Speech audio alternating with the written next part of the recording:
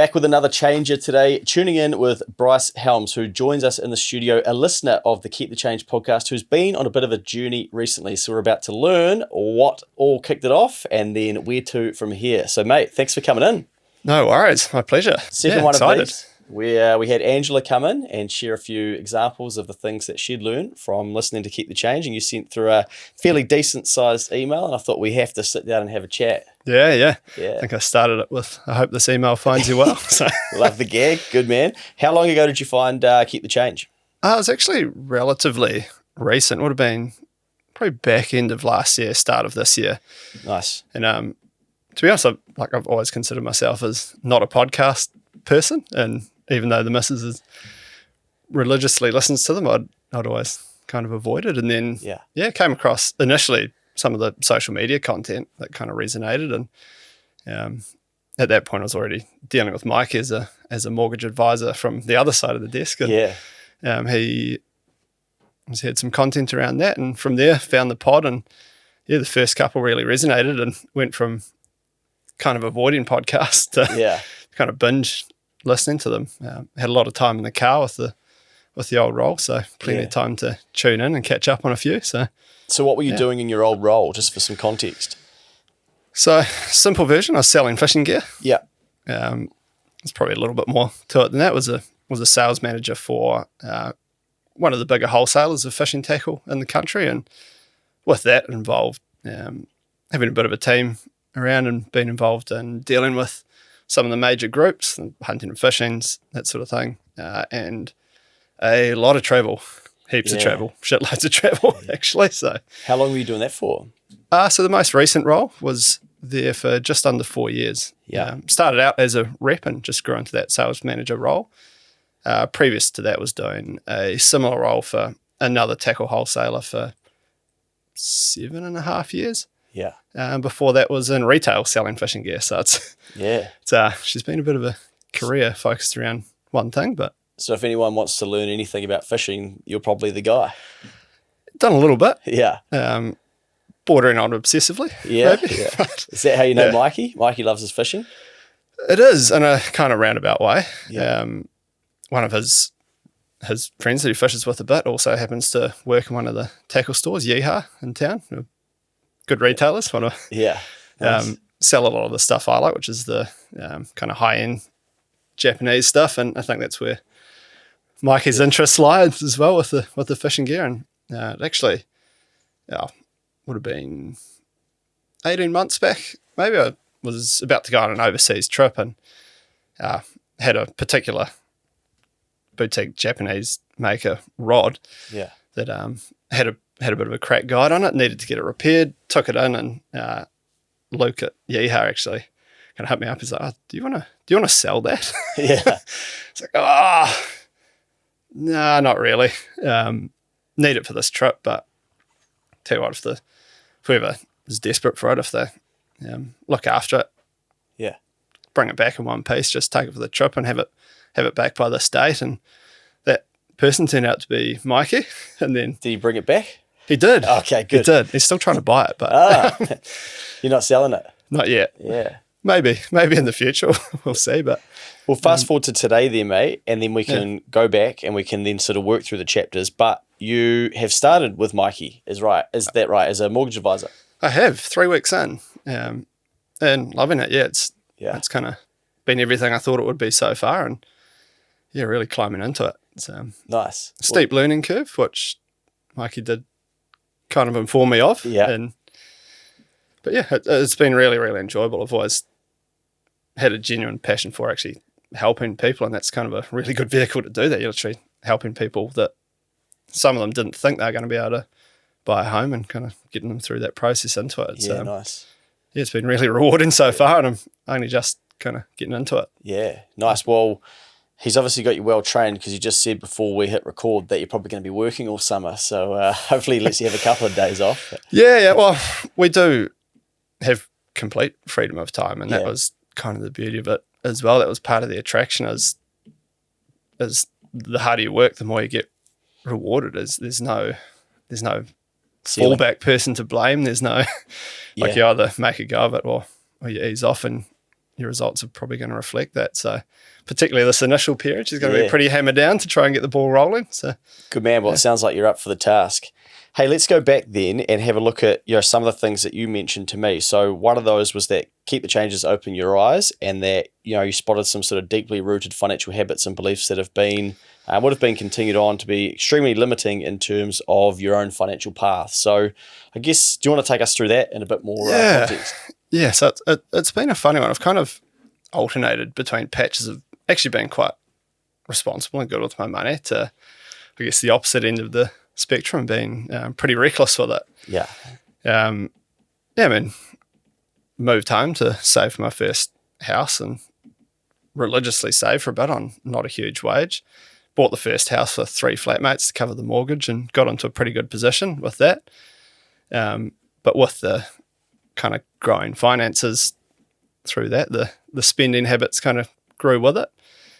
And it was kind of a creep up. Like, you start buying lunches, you start going out, you start buying high-end Japanese lures that you don't really need. At one point, I think I counted up, I had 53 fishing rods at home, which... Wow. Yeah, probably moderately excessive. Moderately. How many do you reckon one man needs? At least 20. Okay, 20. Okay, good. So we had I reckon double. I've narrowed it down to 25-ish now. But, yeah. But yeah, probably the worst habit would be just getting ahead of myself and trying to look for really quick, easy wins. Part of that, like, things would often start as a good idea, like starting investing in shares, a little bit of crypto a while ago, and that was initially really well researched out, made investments, left them for a bit, weekly topped them up, started making a few gains, started thinking of trying to accelerate that, started trying to day trade, started getting a bit rinsed. Yeah. Found leverage trading, got even more rinsed. It was sheesh. Things like that, just trying to find quick wins without really putting in the work required to actually build something consistently and in a sustainable manner. Yeah. The odd kind of 11-leg multi on the wires. And Could you pinpoint anything on reflection or even as you talk about that sort of leads you to those shortcuts or quick wins?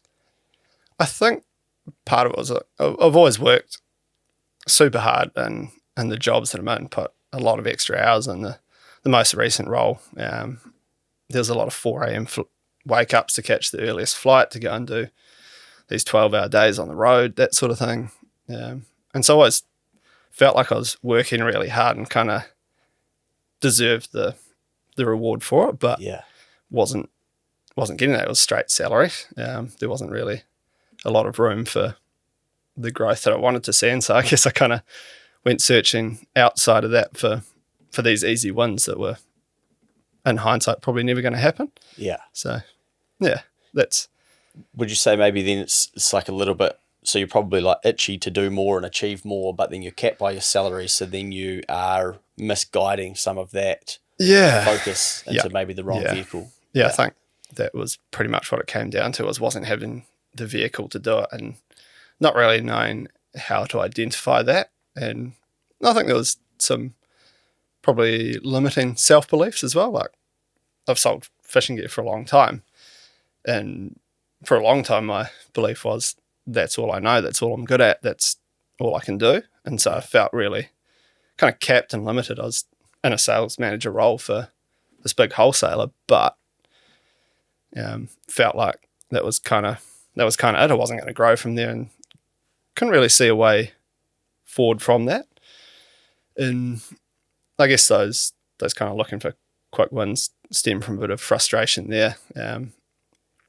Felt like I wanted to grow. I had this vision of like building a property portfolio. No, that's one of your favourite things. So, we can get into that. And yeah, obviously a vision of what my lifestyle to look like, and myself and my wife want to start a family soon, and being able to provide that life for our family, and looking fast forwarding into the future and not really being able to see how that was going to be achievable with what I was doing. And so buy lotto tickets. Yeah. I think that's part of why a lot of us do gravitate towards property too, is that there's so many people that have gone before us where there's all these stories about how it's been easy and it's the way to get wealthy in New Zealand and all these things. And so when we are searching for more or wanting more, it seems that that's probably the vehicle that we should be in, right? And so did you go down the rental path as well? Yeah, so after buying the first house, was down in Nelson. I was living down there at the time for the role before my last one. Grew enough equity in that to buy a turnkey rental property. COVID arrived. That blew out by 2 years. Was it getting built during COVID? So that kind of blew out. The previous relationship kind of fell apart during that. Yeah. And ended up kind of with something I thought was going to be a really big one, turning into a bit of a not so much. Ouch. And as well, that kind of I moved back to Auckland after that for the role that I was in previously, and moved up to Auckland and went back to that habit of getting ahead of myself as well, because I knew there was this settlement coming from the previous properties and all that sort of thing. And so in the back of my mind, I was like, I've got this massive chunk of cash coming soon. And so moved up to Auckland and kind of started spending that before I had it. Another 26 fishing rods, no doubt. There was a bit of that. And of course, still had to pay the mortgages on the one down south in the meantime. Then, so were you selling both properties at this stage, or just I was one? selling one and being bought out of the other. Gotcha. And then, of course, that kept getting delayed, and things that were amicable kind of became a little bit less so. And during that time, I guess, hadn't really reined in the spending or anything like that, because in this future I had this huge chunk of cash coming and just kept relying on that, and I ran out of money at one point. I think I mentioned in the email and that I did end up going to buy now, pay later on some stuff, because even though I had 50 fishing rods at home, the solution in my mind was, I'll just pay for that next week. Yeah. And then I think the lowest point of that was, I've got a dog, Oscar, big golden retriever, and I got home and was like, oh shit, out of food. Was running pretty low on cash for the week, and that at that point was kind of paycheck to paycheck. Servicing these mortgages down south and rent in Auckland, and used buy now, pay later to buy a bag of dog food. So, which is unhinged looking back on it. That's crook behaviour. I'm sure there will be others that can relate to that.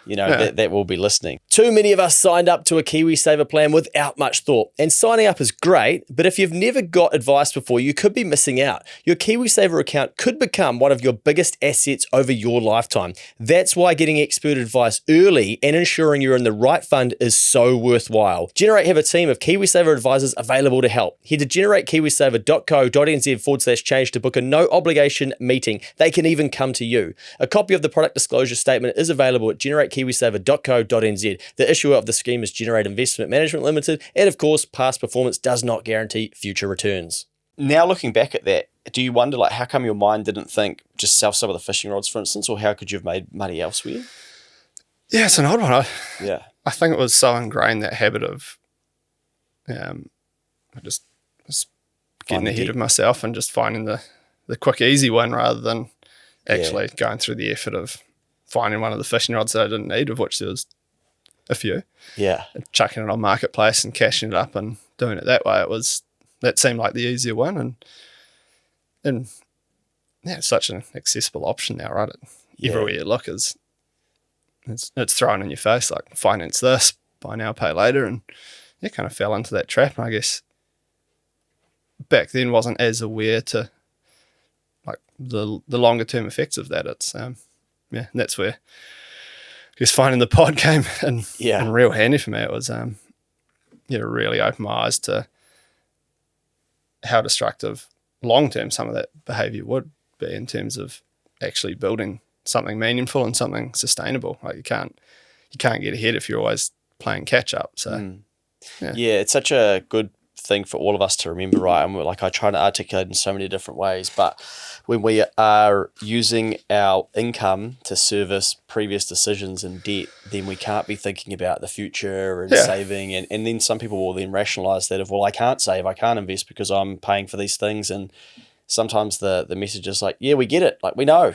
That's why you have to stop. Yeah. But people can't stop because they think that they have to carry on with it. That's just how it is. Yeah. But it takes us to change, right? And so I guess you're a buy now, pay later, you're credit cards, personal loans card, like we deep in all of it? Not the personal loans. Never went down that route. I had a credit card for the air points. Yeah. Which, the free air points, yeah. Yeah. And of course you get the credit card and you're like, I'm going to pay that off every month and never going to pay a cent of interest and get these free air points. And then things get tight. Yeah. Get behind you don't pay it off 1 month, you start getting interest, it starts getting bigger and bigger, and at least did kind of catch that pretty early, and I was like, no, this is a bad idea. Nice. And managed to rein that back in relatively early. That was actually, can probably thank Mikey for that one. That was actually part of the prerequisites for getting the lending across the line for the last house. So So when you sold your house and then were brought out of the other one, so did you end up with a lump sum of cash in the end? Or man, it dragged on. Yeah. And did you protect that and then use it for this next property, or did you have to clear quite a bit of debt that you'd run up in the meantime?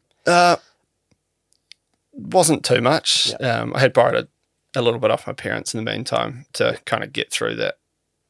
Like, I was good up until a point, and then it ended up dragging on. It would have been close to 18 months before I finally actually got settled out of those houses. So in that time it was pretty brutal. Not a huge income, and then servicing 2 mortgages and paying rent in Auckland. But it adds up. So in the meantime, probably the lifesaver there was met my wife now, and she was great. She was super supportive through what could have been a really, really challenging time, going through an open separation and all that sort of thing. It was probably would have sent a lot of people for the hills, but How did that go, having those discussions around like being vulnerable with how much debt you had, or the decisions you were making, or the 56 fishing rods in the garage, or those were immediately obvious. Well, what couldn't hide those. But yeah, I think it was around that time that I'd kind of started listening in to keep the change, and I think that was one of the key messages was you just have to be open and talk about this stuff, because if it doesn't, it's all going to come crashing down at some point.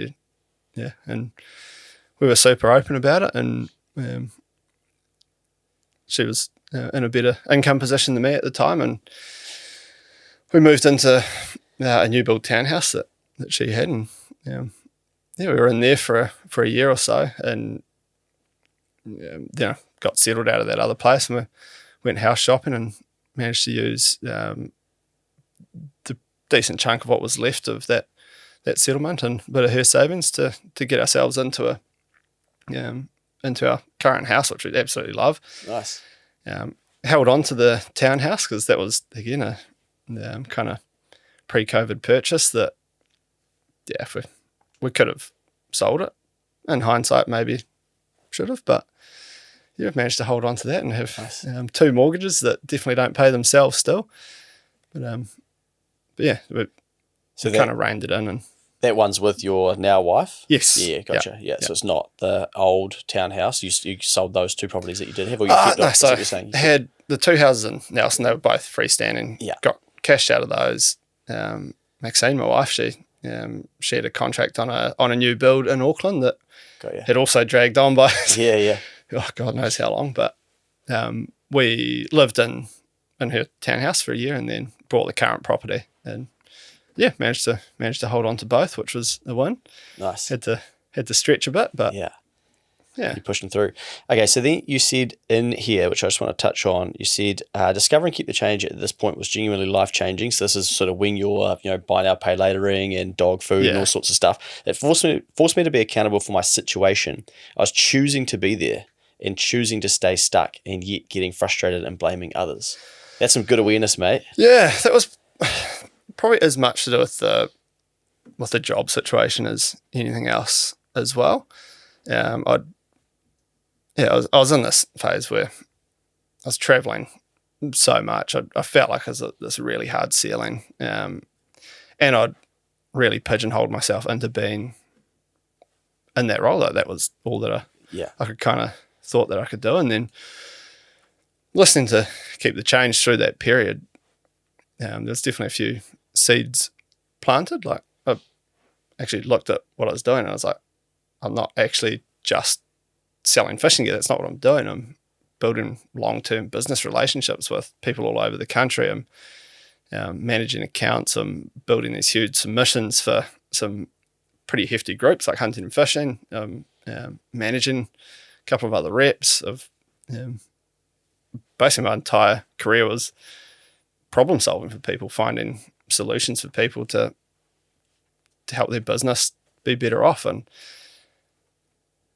I guess it was a bit of a reflection point looking and actually seeing that those were actually really quite valuable skills that I was underselling to myself rather than actually utilizing and looking for opportunities to use them. So nice. Yeah, I think when we went to refix one of the loans on the townhouse, had a couple of emails backwards and forwards with Mikey, and this was well into the binge listening. Yeah. I had just noticed in the bottom he had this little tagline. It's like, I'm actively looking for excited new mortgage advisors to join our team. And there was kind of a light bulb moment. It's like, that's an opportunity. Nice. I think previous to that, there's no way I would have recognized that as an opportunity. I think it just would have been a throwaway tagline on an email. But because I actually started to look inward and see these skills and these attributes that were quite valuable, I would have skimmed over that and I wouldn't have given it a second thought. Whereas I saw that and I was like, should I wonder what's involved here? Yeah. And that kind of started the ball rolling. It was good, man. Well, we'll come to that. I just want to touch on one thing you said, getting out of that mindset around, blaming others or that you're sort of stuck. Yeah. Any advice for people to help them move from that sort of, okay, it can't be me. This is hard. They can't see opportunities to, what? There's you mentioned the word like looking inward, but any other advice? Yeah, I mean, for me in that situation, like I did blame my boss. Like I was like, oh, fuck this, I'm always on the road. He said he was going to hire another rep and I do less travel. This isn't changing. This is shit. This is bullshit. Like, why isn't this changing? Whereas I wasn't doing anything to change that. And I think, it's just recognizing those thought patterns where if you're getting angry or frustrated, just really take a backward step and maybe write out. Like literally, I wrote out what was annoying me and like why I felt stuck there, and work backwards from there. Like I was like, yes, this is requiring me to do a heap of travel and be away from home, and I'm doing these extra hours. But also, like I'm not chained to this job. Like I have chosen this job. I chose to take this job. I chose to keep growing. I chose to accept sales manager and chose to do all these extra hours because it's what needed to be done to get shit done. And I think just looking to see why you're blaming a particular person or the government for whatever for anything and everything. 1,000 things. Yeah. I fell into that trap too. I mean, I was like, National's getting back in. It's all going to get better. It's not going to fucking change anything unless you actually chase something down yourself as well. Yeah, I think it's, what we talk about sometimes is living above or below the line, the blame, excuse, deny versus the ownership, accountability, responsibility. And I mean, it's easy to see written up or when you Google the image or whatever, but trying to practice it, right, is it's tough. Yeah. Even like in our household last night, Taz was mentioning something to me and I'm like, okay, like we've had this convo 16 times, like, are you going to do something about it? Because nothing really, like it's still going to be the same in 12 months. And she's like, I know. So like, you know, we have to practice this stuff, and we all need called out on it at times, right? Because it is really hard to practice. Yeah. Yeah. And I think as well, a couple of the key things I'd taken away from the pods was one, that inversion thinking, like, what don't I want? How do I avoid that? Yeah. And that was really helpful. And also, I guess, reverse inversion thinking, is that a thing where you kind of start at what you do want and work backwards, and if what you're doing isn't going to get you there, like how do you get there? And as I think that mindset change as well, like I'd looked at similar things in the past, like changing roles into something commission based and all that sort of thing, and there was always a reason not to do it. Part of it was at the moment I mentioned, we've got 2 mortgages that don't pay themselves. One of those was on a pretty attractive rate until right in the middle of when I was doing my study, and went to a pretty brutal rate. Yeah. And so that was something that previously I would have been like, nah, there's no way. But I think just through listening to the pod and just being determined to take some action to change, it was instead of why can't I do this, it was what do I need to do to make this happen. And nice. I was kind of back to the drawing board and worked backwards. Talked to Mikey a bit about what would be involved, and he said, look, you're more than likely not going to make $1 for at least 3 months at the start. You're going to have these outgoings with licensing fees and insurance and all of that sort of thing. And so it was just about building a really clear picture and doing the research at the start and finding out what did I need to do and how was I going to get there. And yeah, it was a period where we lived as tightly as we possibly could, like not going out for dinners, saying no to a lot of stuff, and just really focusing on building a runway. And I went on a bit of a manic spree around the house, just selling anything and everything that we didn't need, fishing rods included. So that would have been tough. Hurt me a bit. But again, it was like the things that I don't need. I need this to happen. This is what I need to do to get there. And this is something that is a want, not a need. It's gone. And yeah, we saved really, really hard. Went from kind of living between mortgage repayments to stacking like 35, 40 grand as a bit of a runway to make sure that we can get through this period. And as well, the other thing goes back to that openness with those in your life about what you're trying to do, and being really clear with them, because they're going to be deeply, deeply, deeply involved in that as well, especially in a call like this where you're going from a steady income to literally no income for an undetermined period. Yeah, you kind of need everyone on board there. And yeah, that's where I guess taking some of those lessons and just really taking the time to sit out. And I think money can be one of those really combative issues at times in some relationships, and yeah, it kind of doesn't have to be. I think the more you talk about it, the better it gets. And we really sat down and kind of road mapped it out, and she's been incredible through it as well. I've got to give her a lot of credit. Sounds like it for taking it on. And we worked back and I was like, look, this is what you're going to need to do. You're going to have to support us for a little while, and this is what I'm going to have to do, which is absolutely hustle to make sure that this no income period is as small as possible. And this is what we've got to do in the meantime while I'm studying, and I'm going to have to come home from work and study for 3 hours, and I'm going to study on weekends and might not be as available as I usually am. And yeah, I think taking that lesson that you really do need to involve the people close to you in that journey is critical. Like you can't do it without them. So yeah, it's Nice, mate. Otherwise, I think you mismanage, or the risk is that you mismanage expectations really quickly, right? Because some people think that you just start a business and then it takes a few months and you're earning the same amount of money, and or whatever it is. But you've gone to the level of, okay, I'm going to have to be studying. That's going to be less time together. So that's beautiful, mate, that you guys are on such the same page. Yeah. So I've got to give her a lot of credit there too. It's she's been incredibly patient. So. Yeah, I think you touched on a really good point that, again, people would probably brush over, but when you're stuck at sort of, that can't be me, and you blame, excuse, deny, or whatever, and life's not working for us the way we want it to, then I think we sort of close ourselves off to see the opportunities, and you can kind of see it happening through your story where you're in that mindset, and so then the flow-on effect of that is, okay, I need some more money, we need to feed the dog. The easy answer is tap the buy now, pay later, right? And that, it just seems like the best, smartest. That's how good. Like, how good is the year that we live in? Yeah. But you don't realize, like, oh shit, you're actually kind of taking yourself backwards, because then you've got to repay that. So then you're using the future income. But once you can sort of flip to the other way of, okay, how can I do this? What's possible for me?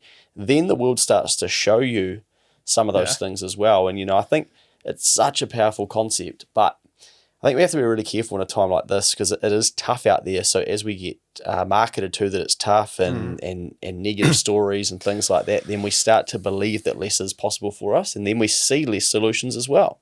Yeah, and that definitely rattled around the head a little bit as well. There's a bit of that, kind of to push through, because when I pulled trigger on deciding to do this, it was kind of May, June this year, and that was still when they were talking like mid-2025 for next rate cut. It was like ugly.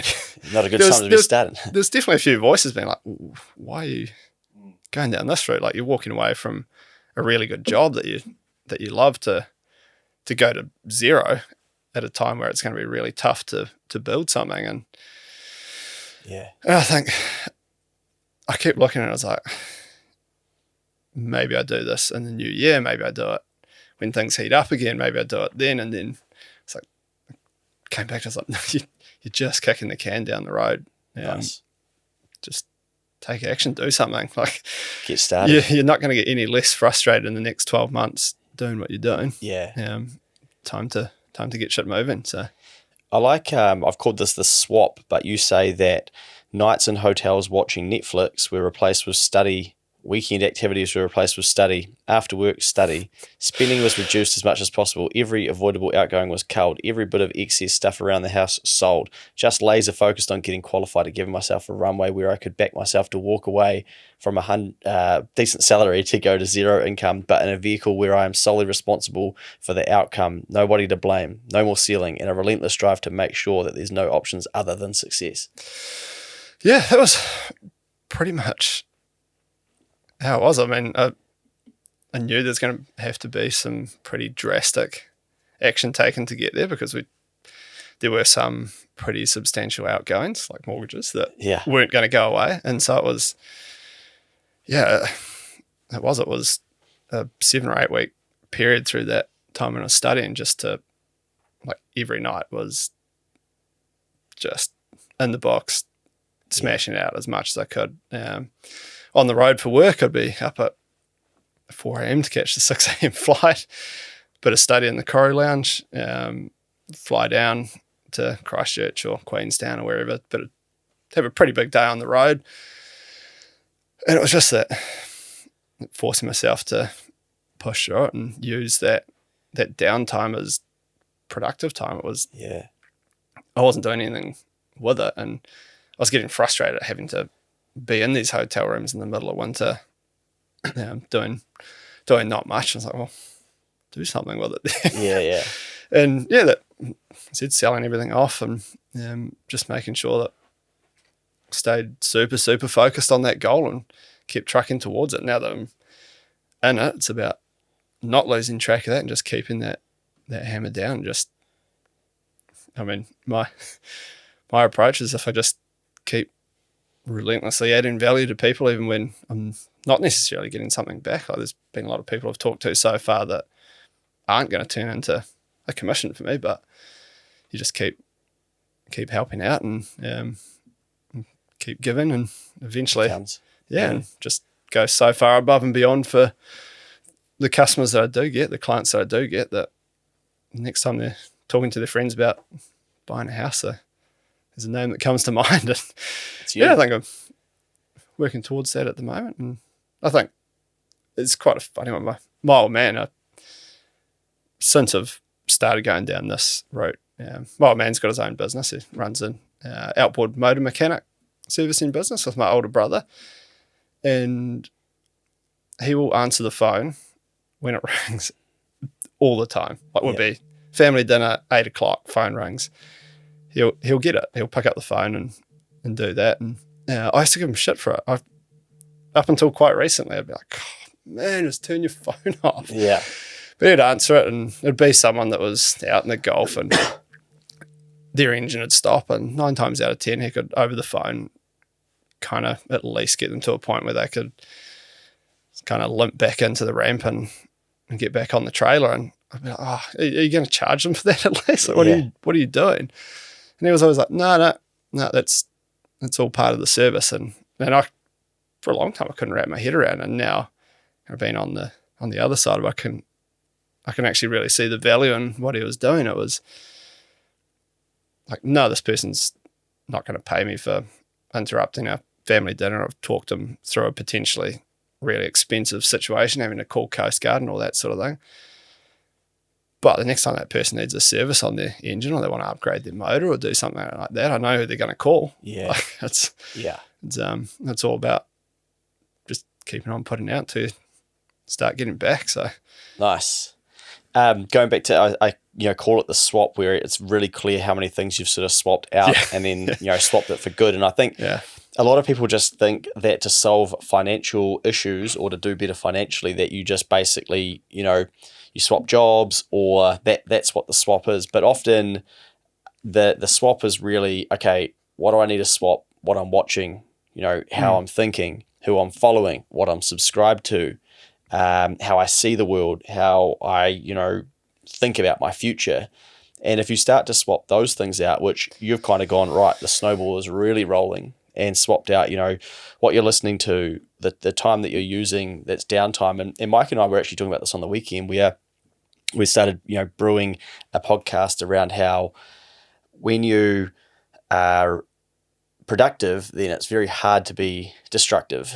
Yeah. So a lot of people will talk about work-life balance, and I want to get home and I want to do, all this different stuff that isn't actually that good for them if they could admit it, but they have validated it via thinking, okay, it's part of work-life balance, but they don't realize that maybe it's not. Like, maybe it's actually destructive. Maybe it's hurting you. Maybe it's not good for you to be scrolling TikTok for an hour or watching Netflix to, freak out about how the world's going to end because of climate change, like whatever it is, right? Yeah.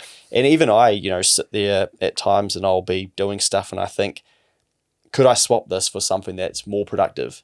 Or do I actually need to rest? And you only really get to have those conversations with yourself, I think, once you do sort of start to push yourself to see, okay, what your boundaries are. And I think a lot of people haven't actually done that, but they've just grabbed onto the belief that work-life balance this, or, don't go past 8 hours work in a day or whatever.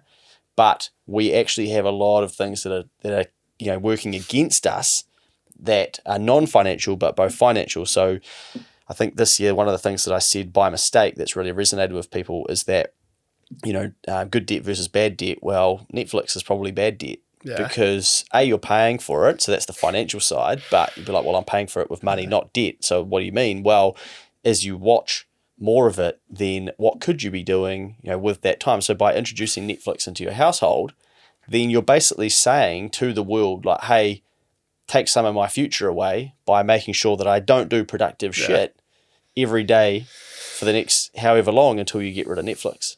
Yeah, I mean, and that's where that, I guess, that swap was a kind of an eye-opening exercise for me as well, because that was, again, like previously, I was like, oh no, I don't have time to do a qualification. I'm working a full-time job and some, like, how am I going to fit that all in? But that process of working more than a full-time job and still being able to smash out a huge volume of study was yeah, really eye-opener. It kind of did show me a little bit what I was capable of, and the work ethic that I could have when I was really driven to work towards something. And yeah, that's where I think that was reasonably.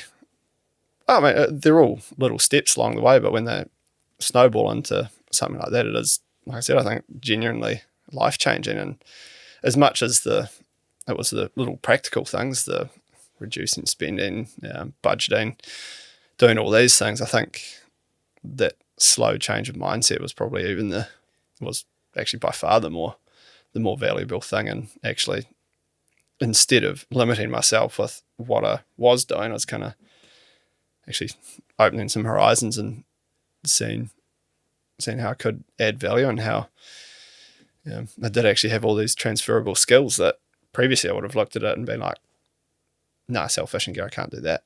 Yeah. It's so deep question there, mate. And have you done any thinking in this space? And feel free, don't need to address if you don't, but have you thought about what you could be capable of or what your potential could be? Yeah. I see no reason why, with the work ethic that I know I can put in now, like I know I'm capable of putting in a whole lot of work and being really driven towards something.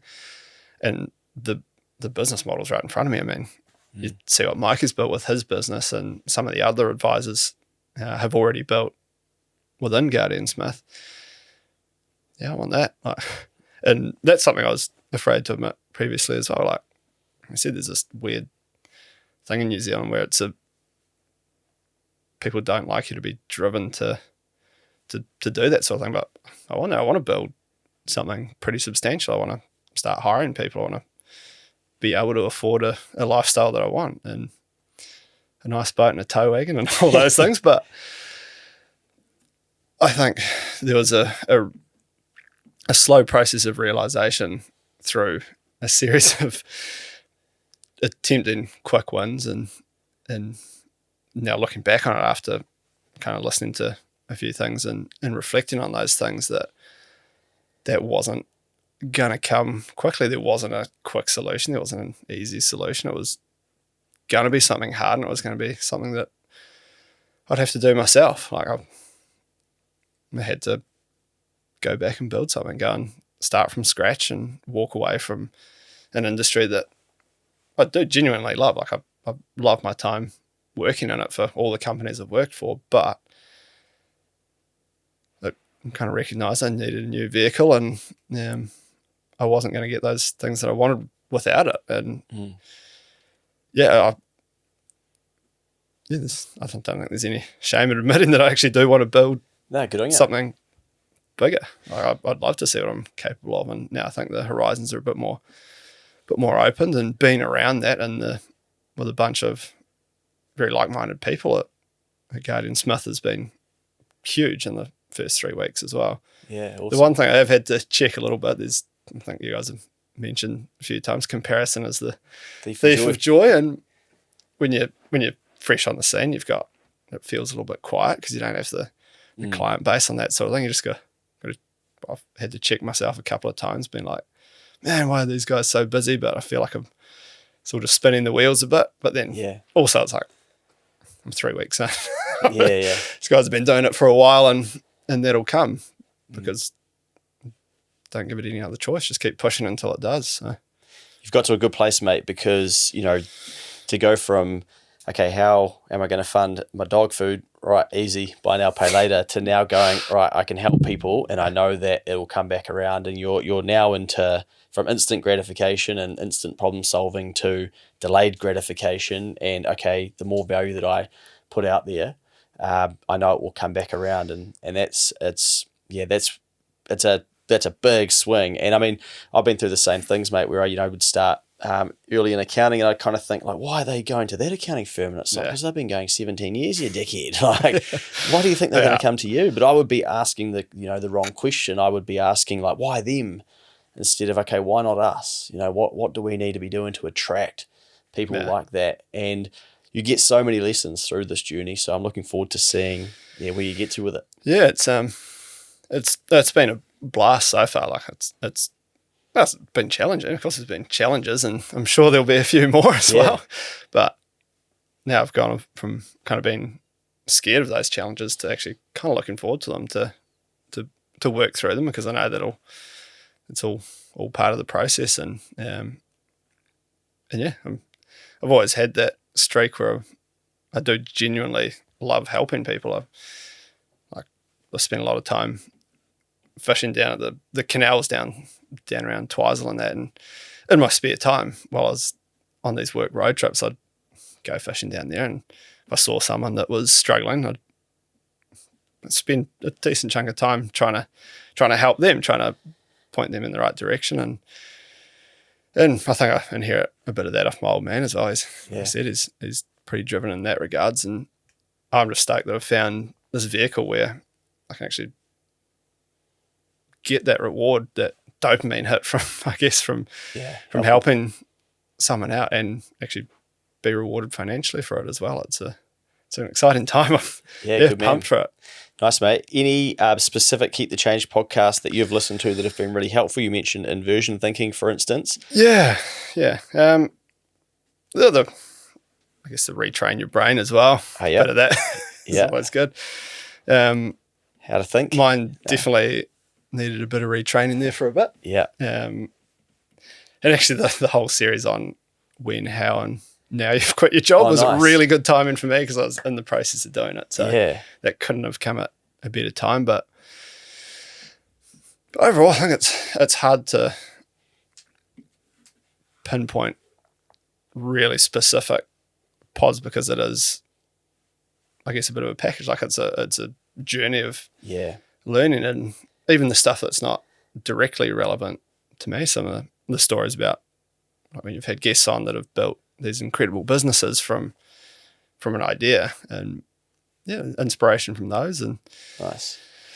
And then I guess even the ones going right back to budgeting and all that sort of thing, they all add up. And if you pick up a couple of things out of each, it really does snow. I mean, I said a year ago, I wouldn't have ever thought I'd be in this position. I mean, going on a podcast certainly wasn't on the bingo card at the start of this year. So, and again, it's challenging myself a bit. It's kind of out of the comfort zone and out of the warehouse, but again, it's all enjoyable. I love it. Love it, mate. Well, thank you for coming in and sharing some of your story. I'm looking forward. I think we might have to do a little check-in December 2025 and see. Where you've got to. And, it is a slow grind to build a business up, but if you provide value, you stay consistent, and you look for opportunities to help other people, and you keep your head down, you start to see it happening. And the beauty in your space is that, like, sometimes there aren't too many quick wins, and so it forces you to go back to basics of consistency. And I still have these lessons. I'm into year 8 for Next Advisory, and I had this great email copy that I sent out the other day, great results for clients and whatnot. I'm like, bang, send this out, this will lead to some work. I'm just like, no reply. But now it's just water off a duck's back. I'm like, okay, I still need to email everyone next week, still need to keep going. It's not, you stop looking for as many quick wins, because you realize that it's actually consistency throughout it that helps, and that's what really matters. I guess it's the beauty of this. Even if someone walks through the door today I get a phone call today and someone wants to have a meeting and all that sort of thing, you go through the process. It's potentially a 3-month process before you actually see a reward for that. So it does really force you to play that long game, and thankful for a lot of the learnings from you guys, and it's kind of, I think, put me in a pretty good stead to actually deal with that. I mean, there's been a few leads that have been dead ends and stuff like that already, and I think previously that may have affected me a lot more, but I think now that I've kind of got a bit more mental fortitude to deal with that, it's it doesn't rattle me quite as much, and you still have a bit of an get gutted. But I'm sure that'll change as well. I mean, that's part of the job. It's good man. All right, mate. Well, all the best for 2025. We'll keep an eye out for you and see how you're going. If people want to find you, Bryce, how do they find you? So BH Mortgages on Instagram. Bryce Helms, mortgage advisor on Facebook, the two work socials. Cool. Kiwi angler if you like fishing. Hey, I'm sure there'll be plenty of those. Yeah. Otherwise, hit me up at Gady and Smith. We've got a pretty awesome crew there, and good man. Yeah, starting to roll. It's awesome, and I've been fortunate enough that I've never been through those real deep struggles that some people have through their life with money, and you hate the word privileged, and I think it was not privilege. It was down to the super hard work for my parents building a really good life for themselves that meant that I didn't have to really struggle to make ends meet. But I don't think I would have gone down a path of growing into something that now I've got the potential to. It hasn't happened yet, but I've now got this open horizon for what could potentially grow into. And I think without firstly those actual financial habits, which were the first part of the change, then that change in mindset, it has been life-changing. It's been a pretty huge year, man. Yeah, awesome. I did not see this coming a year ago, and now just got that drive back, and good man. Yeah, that's awesome. So thank you. And no worries. The country needs more of that, mate. So man, we're proud. They need more of the education you guys provide, because it's one thing you don't get through school, and you don't really get taught it. So having that voice in the ear to kind of start changing a few of these habits is, well, like I guess to wrap up, mate, people can call other people privileged, and they can look at people who are earning more than them, or have had a better life, or who have got the bank of mum and dad, or whatever. But again, we're just keeping ourselves stuck, because you're an example of someone who earned well over six figures or around that mark, but you're still using buy now, pay later, getting into debt, having more fishing rods than maybe you need, not looking for the right solutions, buy now, pay later, and your dog food, etc. And you're looking for ways and people to blame. But once you have a circuit breaker to go, oh shit, that's not for me anymore, then the path completely changes.